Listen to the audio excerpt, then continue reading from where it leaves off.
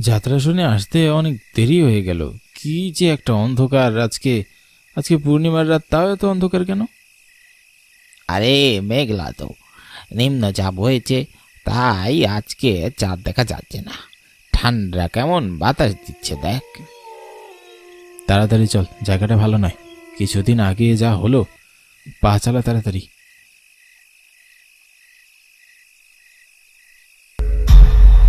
আচ্ছা, ওই গাছের আড়ালে ওটা কি? হ্যাঁ তো, ওখানে কেউ একটা দাঁড়িয়ে আছে মনে হচ্ছে। কে কে- কে দাঁড়িয়ে আছে বলো তো? আর তাছাড়া গাছের আড়ালে কি করছে? আরে, গাছের আড়ালে দাঁড়িয়ে মানুষ কি করে? 2 নম্বরই তো করে। কিন্তু অনেকক্ষণ থেকে দাঁড়িয়ে আছে। হ্যাঁ, একবার গিয়ে দেখলে কেমন হয় বলতো? ওখানে দাঁড়িয়ে দাঁড়িয়ে কি করছে বেটা? দাঁড়া, পিছন দিক থেকে গিয়ে চমকেতেই ভালো মজা হবে। এমনিতেই এই জায়গাটার নামে অনেক বদনাম আছে, এরকম ভয় দেখালে পুরো বিলে চমকে যাবে। এই বলে রাহেল আর কবির দুজনে চুপি চুপি যায়।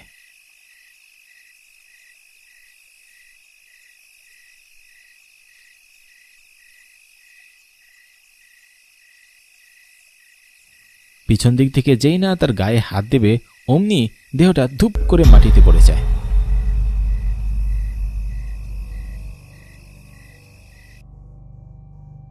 ভাই, ও এটা কি? এটা তো একটা গলা কাটা মৃতদেহ। এখান থেকে পালাতে হবে ভাই।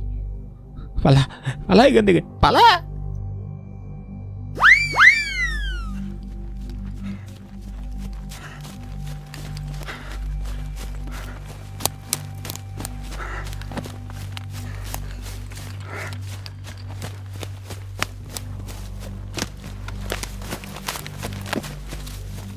দুজনে মিলে দৌড়াতে থাকে। দৌড়াতে দৌড়াতে তারা একটা গাছের পাশে এসে উপস্থিত হয়। আমি আর দৌড়াতে পারছি না, আমি হাঁপিয়ে গেছি। কবির কোনো শব্দ না পেয়ে পিছনে করে দেখে রাহেল নেই। রাহেল, রাহেল ভাই, কোথায় গেলি? রাহেল ভাই। কবির দেখতে পায় তার দিকে আস্তে আস্তে এগিয়ে আসছে সেই গলা কাটা লাশটা। হাতে ধরে আছে একটা কাটা মুন্ডু। রাহেল, পালাতে হবে। তুই কোথায়? কবির ভালো করে চারপাশে দেখতে থাকে। দেখতে পায় রাহেলের গলা কাটার দেহটা পড়ে রয়েছে রাস্তার ধারে, রক্তের বন্যা বয়ে যাচ্ছে। ভাই আমার, কি হলো তোর? কবির এইসব বলে পালাতে যাবে, গলা কাটা লাশটা তার দিকে এগিয়ে আসে। তার গলা টিপে ধরে আর দেহটা মাটিতে পড়ে যায়। চারদিকে তখন শুধু রক্তের বন্যা।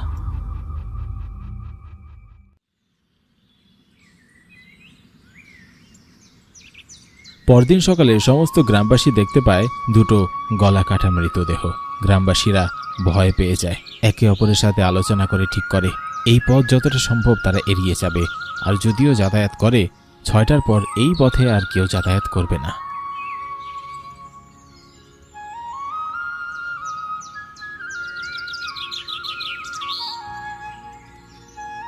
গ্রামে সবে এসেছে নীলিমা নামের এক তরুণী। সে শহরে পড়াশোনা করত, কয়েকদিন হলো গ্রামে এসেছে তার দিদার কাছে। আচ্ছা দিদা, দাদু কোথায়? দাদুকে তো দেখছি না। তোর দাদু গ্রামের জমিদারদের বাড়ি গেছে, ফিরবে একটু পরেই। নীলিমা আর তার দিদা গল্প করতে থাকে। হঠাৎ একটা বাচ্চা ছেলে দৌড়ে তাদের বাড়িতে আসে। কি হয়েছে রে রাজু, এত হাঁপাচ্ছিস কেন?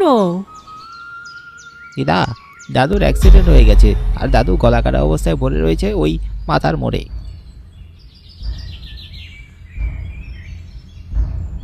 এই কথা শোনার পর বয়স্ক দিদা মাথা ঘুরে যায়।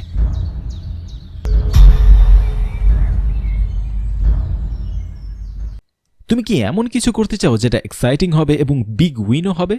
তাহলে চলো, আজকে আমি তোমাদের পিন আপের ব্যাপারে বলবো। এখানে slots, real time games, stunning visuals এবং বিগ উইন্সের চান্সও আমার এখানে ক্রেজি টাইম, মনোপলি লাইভ ও লাইটিং স্টর্ম অনেক বেশি পছন্দের। এখানে সব গেম খুব মজার এবং এক্সাইটিং প্লেয়ার্স এখানে ভর্তি আছে, যেটা আপনার ছোট্ট বেটকে ম্যাসিভ পে আউটে বদলে দিতে পারে। লাস্ট উইক অনেক মজার ছিল। আমি জাস্ট $10 থেকে $500 করেছি। পিন আপ অনেক ফাস্ট, মজার এবং বৈধ। আমার কমেন্ট পিনে দেওয়া লিঙ্ক থেকে সাইন আপ করো ও 60,000 ওয়েলকাম বোনাস পাও, সাথে 250 ফ্রি স্পিন পাবে। এবং আমাকে কমেন্ট করে বলবে কিন্তু তুমি এখানে কত আর্ন করেছো। তোমার স্টোরির জন্য ওয়েট করব। নীলিমা কান্না করতে থাকে। দিদা, ও দিদা, তোমার আবার কি হলো? তুমি ঠিক আছো তো দিদা? গ্রামের বড় ডাক্তারকে ডেকে আনে। ডাক্তার বলে দিদাও মারা গেছে।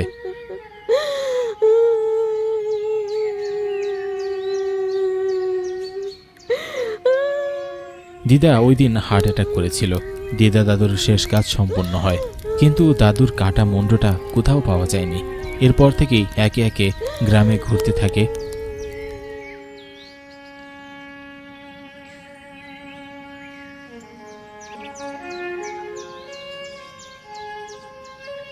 আমার দাদু মারা যাওয়ার পর থেকেই এই গায়ের 5বার মানুষ মারা গেল। তোমরা কিছু করো। এ আর করা যাবে? ওনার তো শেষ কাজ সম্পন্ন হয়েছে, আর আমরা কি করতে পারি?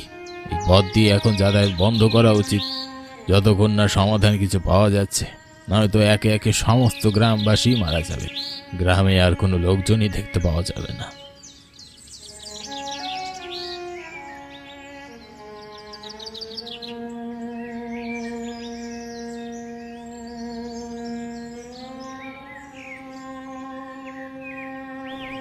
মনে হচ্ছে দাদুর আত্মা কিছুতেই কাউকে শান্তি দিবে না। আমার দাদু তো এমন ছিল না, কত নম্র ভদ্র সরল ছিল, কখনো তো কারো ক্ষতি করেনি। তাহলে হঠাৎ দাদু মারা যাবার পর গ্রামের লোকদের কেন ক্ষতি করছে? এর ভেতরে কি কোনো রহস্য আছে? কি হয়েছিল দাদুর সাথে? আমাকে মনে হয় ওখানে গিয়ে দেখতে হবে। এতদিন আমি ভয় পাচ্ছিলাম, কিন্তু না, আর ভয় পেলে চলবে না।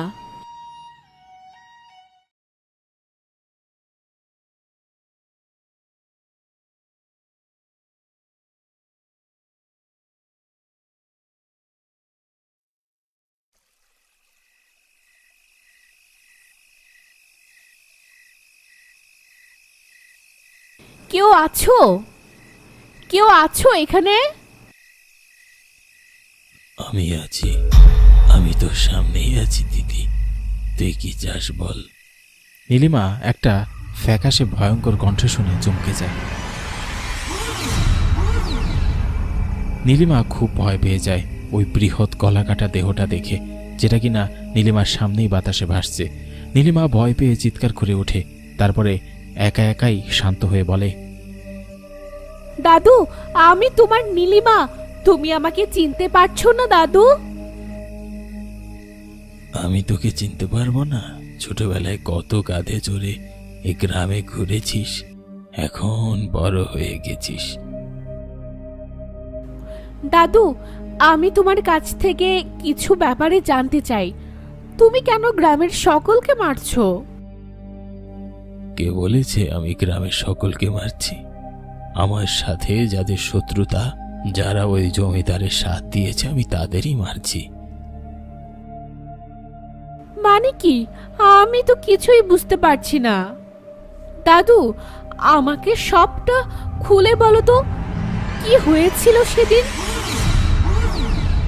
জমিদারের ছেলে শহরে থাকে, খুব বড় সড়ো একটা অ্যাক্সিডেন্ট হয় সেদিন জমিদার বাবুর ছেলের। জমিদারের ছেলের ও নেগেটিভ ব্লাড গ্রুপের দরকার এবং তার সাথে দুটো চোখ। গাড়ি অ্যাক্সিডেন্ট হয়েছে জমিদারের ছেলের। সেই অ্যাক্সিডেন্টে এই ছেলেটা তার দুটো চোখ হারায়। এই দিকে গ্রামের একমাত্র আমার রক্তের গ্রুপ ও নেগেটিভ, এটা জমিদার বাবু জানতো। তাই আমাকে ডেকে পাঠায়। আমি গেলে আমাকে অজ্ঞান হওয়ার ওষুধ খাওয়ায়, আমাকে হাসপাতালে নিয়ে যায়, তারপর আমার দেহ থেকে রক্ত নেয় এবং দুটো চোখ নিয়ে যায়। এটা জানাজানি হয়ে গেলে খুব বাজে ব্যাপার হয়ে যাবে। জমিদার বাবুর জেল হয়ে যেতে পারে, তিনি জানতেন। তাই আমার গলা কেটে দেহটা রাস্তায় ফেলে দিয়েছিল। এর সাথে জড়িত ছিল যেই মানুষজন, তাদের প্রত্যেককে আমি এভাবে মেরেছি। আমার মাথাটা এখনো জমিদার বাবুর বাড়ির পিছনে পুকুরের মধ্যে পাওয়া যাবে, নষ্ট হয়ে গেছে। আমার যতক্ষণ না মাথা সমেত আমার দেহকে দাহ করা হবে ততক্ষণ আমার মুক্তি নেই। আমার সাথে অন্যায় হয়েছে দিদি ভাই, এই অন্যায়ের শাস্তি তুই ওদের দিবি। আমাকে সাহায্য করবি দিদি ভাই, কথা দে দিদি ভাই, তুই আমাকে ন্যায় ইনসাফ পাইয়ে দিবি। আমার মৃত্যুর খবর শুনে তোর দিদারও মৃত্যু হয়, এই অন্যায়ের শাস্তি তোকেই দিতে হবে। চিন্তা করো না দাদু, আমি তোমাকে তোমার ইনসাফ পাইয়ে দিব।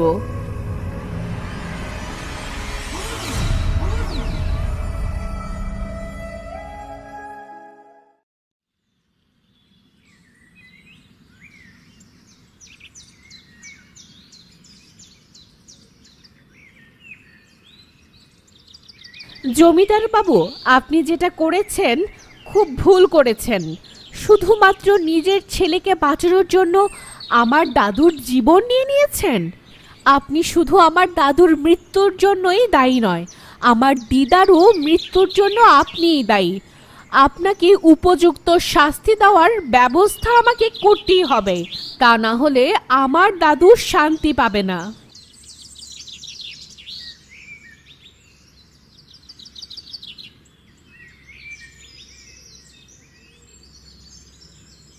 এরপর আস্তে আস্তে ওই এলাকায় গলা কাটা মৃতদেহ পাওয়া বন্ধ হয়ে যায়। জমিদার বাবু সম্পর্কে অনেক খারাপ খারাপ কথা জানা যায়। জমিদার বাবু গ্রামের লোকদের ভুলিয়ে ভালিয়ে শহরে নিয়ে যেত। মাঝে মাঝে তাদের দেহ থেকে অঙ্গ প্রত্যঙ্গ তুলে দরকারি মানুষদের কাছে বিক্রি করে দিতেন। এই সব জানার পর গ্রামের মানুষেরা ক্ষেপে যায়। জমিদার বাড়িতে আগুন ধরিয়ে দেওয়া হয়। জমিদার বাবুর ছেলেকে মারতে মারতে মেরে ফেলে জমিদার বাবুর শেষে ফাঁসি হয়।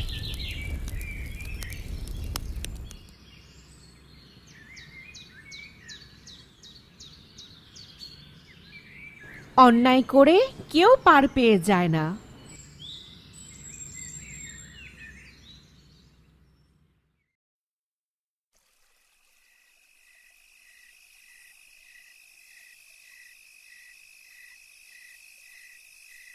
অনেকটা দেরি হয়ে গেল রে রওনা দিতে দিতে। সব দোষ আনিছে, তোর জন্যই দেরি। আরে বাবা, তো কি হয়েছে? আমাদের তো প্ল্যানই করা আছে, সারা রাত নদীর পাড়ে কাটাবো। একটু দেরি হলে কি বা হবে? চল চল, তাড়াতাড়ি পা চালা, আর কথা বাড়াস না। তোরা এত বক বক না করে পা চালা তাড়াতাড়ি। রোহিত, আনিস, গোপাল, রঘু আর মোহিত যাচ্ছে গ্রামের ওই শেষ মাথার নদীর পাড়ে। সকলেই আজ ঠিক করেছে পিকনিক করবে।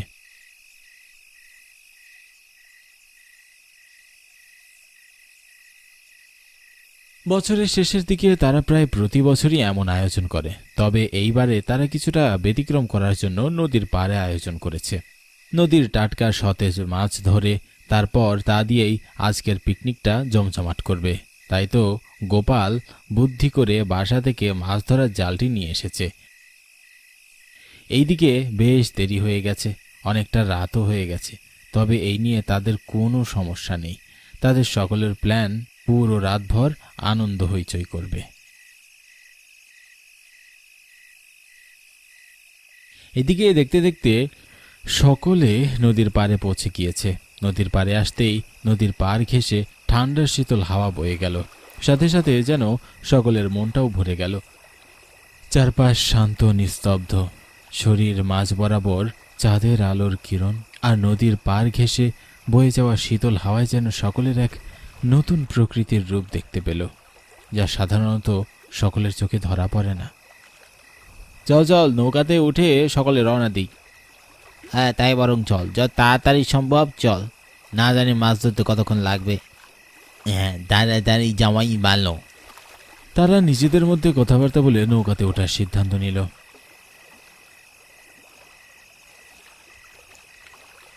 একে একে রোহিত, গোপাল আর মোহিত উঠে পড়েছে নৌকাতে। তবে রঘু আর আনিস উঠতে যাবে এই সময় হঠাৎ করে কোথা থেকে যেন মেয়েলি কণ্ঠ ভেসে আসতে লাগলো, মেয়েলি কান্নার আওয়াজ। রাত আনুমানিক প্রায় 11টা পার হয়ে গেছে, তবে এত রাতে একটি মেয়ে এখানে কান্না করছে কি করে? এ যেন কোনো সাধারণ বিষয় না। গিয়ে নে রঘু, কান্নার আওয়াজ শুনতে পাচ্ছিস? হ্যাঁ, আমি তো স্পষ্ট ফুপিয়ে ফুপিয়ে কান্নার আওয়াজ পাচ্ছি। তবে এত রাতে একটি মেয়ে কোথা থেকে আসতে পারে? হয়তো কোনো বিপদে পড়েছে, তাই তো এমন ভাবে কাঁদছে। যা তো, তোরা দুজন গিয়ে দেখে আয় কে ভাবে কাঁদছে, আর আমরা এদিকে নদীতে মাছ ধরতে যাই, নয়তো আমাদেরও দেরি হয়ে যাবে। আনিস, তুই যা ওদের সাথে নৌকাতে, আমি বরং এদিকে যাই। না না, একা যাস না, দুইজনেই যা বরং। হ্যাঁ তাই ভালো, নয়তো একা যাওয়া ঠিক হবে না এত রাতে। ঠিক আছে, চল। এত রাতে হঠাৎ একটা মেয়ের কান্নার আওয়াজ শুনে মোটেও তারা সেটা উপেক্ষা করতে পারল না। তাই রঘু আনিস যাচ্ছে মেয়েটির খোঁজে।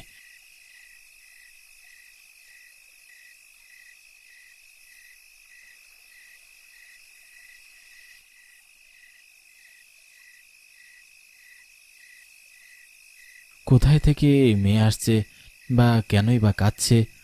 হয়তো কোনো বিপদে পড়েছে, তাই যদি পারে উদ্ধার করার জন্য দুজনেই সামনের দিকে হেঁটে যাচ্ছে।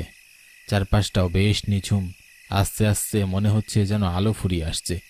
তারা দুজনেই অন্ধকার পরিবেশের ভিতরে ঢুকে পড়ে। আশেপাশে কোথাও কোনো মানুষ নেই, খা খা করছে চারপাশ। এসবের ভিতর দিয়ে রঘু আর আনিস হাঁটছে গন্তব্যহীন পথে। হঠাৎই শিয়াল আর কুকুরের ডাক শুনতে পাওয়া গেল, বেশ জোরে ডাকছে। তাদের ডাকে যেন মুহূর্তেই চারপাশটা পাল্টে গেল। শান্ত নীরব পরিবেশ থেকে মুহূর্তেই অশান্ত হয়ে গেল। তবে হঠাৎই শিয়াল কুকুরের ডাকের মাঝে যেন মেয়েটির কান্নার আওয়াজ থেমে গেল। এতক্ষণ বেশ কান্নার আওয়াজ ধরে এগোচ্ছিল তারা, তবে হঠাৎ কান্নার আওয়াজ বন্ধ হওয়াতে তারা থমকে দাঁড়ালো।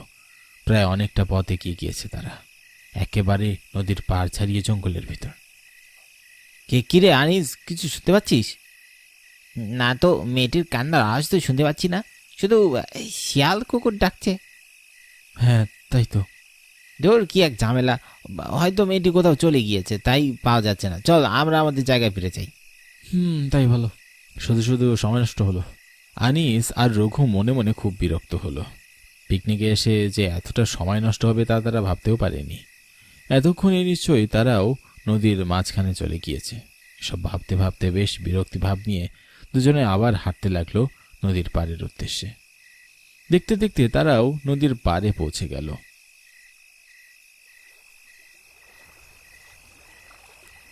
তবে এসে দেখে গোপাল আর সঙ্গীরা পাড়ে দাঁড়িয়ে আছে। এটি দেখে দুজনেই বেশ অবাক হয়। এত তাড়াতাড়ি মাছ ধরা শেষ মনে হতেই যেন তাদের খিদেটা বেড়ে গেল। ঠিক এমন সময় গোপাল বলে উঠল, কিরে, তোদের এত সময় লাগলো যে? আর মেয়েটিকে কেনই বা কাঁদছিল? তোর কোনো মেয়ে নেই, কেন কাঁদছে আমরা কি করে জানবো? কোনো মেয়েকেই তো আমরা দেখতে পেলাম না। হঠাৎই মাছ পথে কান্না থেমে গেল, চারপাশটা খুঁজে দেখলাম, কাউকে পেলাম না, তাই চলে এসেছি। তা আবার কেমন গোদা, মাছ পথে শুনলি কান্না থেমে গিয়েছে? হ্যাঁ রে, নয়তো আর কি। তা তোদের মাছ ধরা কেমন চলছে? আরে আমরা তো এখনো রওনা হইনি, তোরা আসছিস না বলে ভাবলাম তোদের বিপদ হলো কি না, তাই ওদিকে যেতেই তোরা এলি। হ্যাঁ, তা অনেকটা দেরি হয়ে গেল, চল এখন মাছ ধরতে যাই। হ্যাঁ চল। তারা মাছ ধরার প্রস্তুতি নিয়ে নৌকাতে উঠতে যাবে। ঠিক সেই সময় নৌকা নেই, নৌকা উধাও। পুরো নদী জুড়ে একটি মাত্র নৌকা ছিল, কিন্তু চোখের আড়াল হতে উধাও হয়ে গেল। একটু আগে অবধি নৌকাটি তাদের সামনেই ছিল, কিন্তু কোথায় চলে গেল? কেউ তো তাদের চোখকে ফাঁকি দিয়ে যায়নি। কেউ আসলে অবশ্যই তারা দেখতে পেত। এগি নৌকা গুন্দায়। তাদের মনে এক অদ্ভুত আতঙ্ক ঢুকে গেল। সকলের মুখের দিকে তাকালে স্পষ্ট দেখা যাচ্ছে তারা ভীষণ আতঙ্কে রয়েছে। তাদের সকলের চোখ জোড়া যেন বড় বড় হয়ে গেছে। এমন অলৌকিক ঘটনা চোখের সামনে তারা যে দেখতে পাবে তাদের বিশ্বাসই হচ্ছে না। তবে জলজ্যান্ত নৌকা হুট করে উধাও হলো কি করে? এসব ভাবতে ভাবতেই হঠাৎ একজন লোক তাদের সামনে চলে আসলো। তবে কোথা থেকে যে তিনি আসলেন কিচ্ছু টের পেলাম না। চোখের সামনে আপনা আপনি লোকটি চলে এসেছে। তারা প্রথমে দেখে কিছুটা চমকে উঠল। তবে লোকটির পুরো শরীর চাদর দিয়ে আস্তরণ করা, চোখ দুটো ছাড়া আর কিছুই দেখা যাচ্ছে না। হঠাৎই তিনি বলে উঠল, তোমরা চলে যাও এখান থেকে, তা আর আসার সময় হয়ে গেছে, বাঁচতে চাইলে চলে যাও। মানে কি বলছেন এসব? কে কে মারবে আমাদের? সে এসেছে, তোমরা পালিয়ে যা, পালিয়ে যা। একথা বলেই লোকটি আর দাঁড়ালো না। চোখের পলকে এমন বয়স্ক লোক এভাবে উধাও হয়ে যেতে দেখল। এত বয়সে এত জোরে হাঁটতে দেখে সকলেই থমকে গেল। কিন্তু লোকটির কথায় যেন বেশ রহস্য ছিল। তিনিও বেশ ভয় আর আতঙ্কে এসব বলছিলেন। কিন্তু কেন এসব বলে গেলেন? আর কেই বা আসবে? এসব প্রশ্নের উত্তর খুঁজতে যেন তাদের মাথা ঘোরাচ্ছিল। সব কেমন যেন উলট পালট হতে লাগলো। ঠিক এমন সময় তাদের চোখে পড়ল সেই নৌকাটি ভেসে আসছে। তৎক্ষণাৎ তাদের চোখ দুটোকে তারা বিশ্বাস করতে পারল না। ভয়ে যেন সকলেই থরথর করে কাঁপতে লাগলো। নৌকাতে কোনো মাঝি নেই, আপনা আপনি নৌকাটি ভেসে আসছিল তাদের দিকে। এসব দেখে তাদের হাত পা অনবরত কাঁপতে লাগলো। কি করবে আর কেউ বুঝে উঠতে পারছিল না। চোখের আড়ালেই যেন নৌকার গতি বাড়তে লাগলো।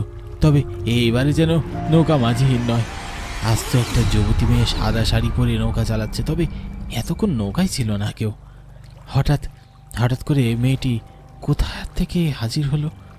তাদের মনে হলো তারা যেন চোখে ভুল দেখতে লাগলো। কিচ্ছুটি আর বিশ্বাস করতে পারল না। ভয় তাদের বুকের ভিতরটা দুকদুক করতে লাগলো। ঠিক সে সময় মেয়েটি তাদের সামনে এসে দাঁড়ালো।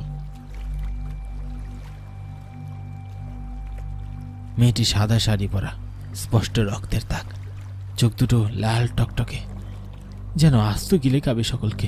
ঠিক এমন সময় মেয়েটি বলে উঠল, আজ তোদের দিন শেষ, আমার হাতেই তোদের মৃত্যু লেখা আছে। আর তার এই অট্ট হাসির শব্দ যেন পুরো পরিবেশকে ঝাঁকিয়ে তুলল। সকলে যেন ভয় আর এক মুহূর্ত দাঁড়িয়ে থাকতে পারল না। কোনো কথা ছাড়া সকলে একসঙ্গে প্রাণপণে দৌড়াতে লাগলো। তাদের পিছনে পিছনে সেই মেয়েটিও হাওয়ায় উঠতে লাগলো। তাদের গতি থেকে মেয়েটির গতি ক্রমাগত বেড়েই চলেছে।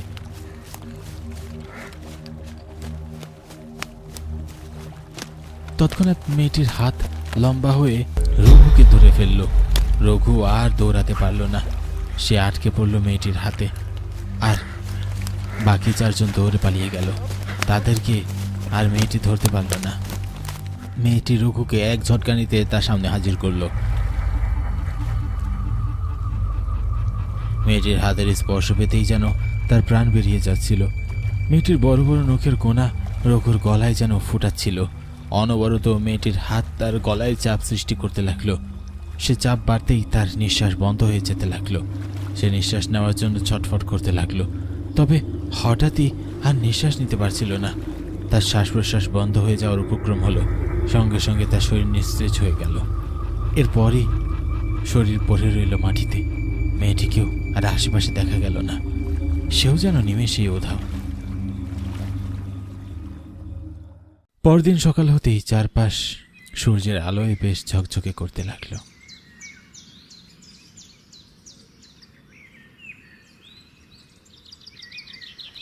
কিন্তু এমন সকাল আর রঘুর দেখার ভাগ্যে রইল না। নদীর পানিতে তার খণ্ড খণ্ড দেহ ভাসতে থাকলো।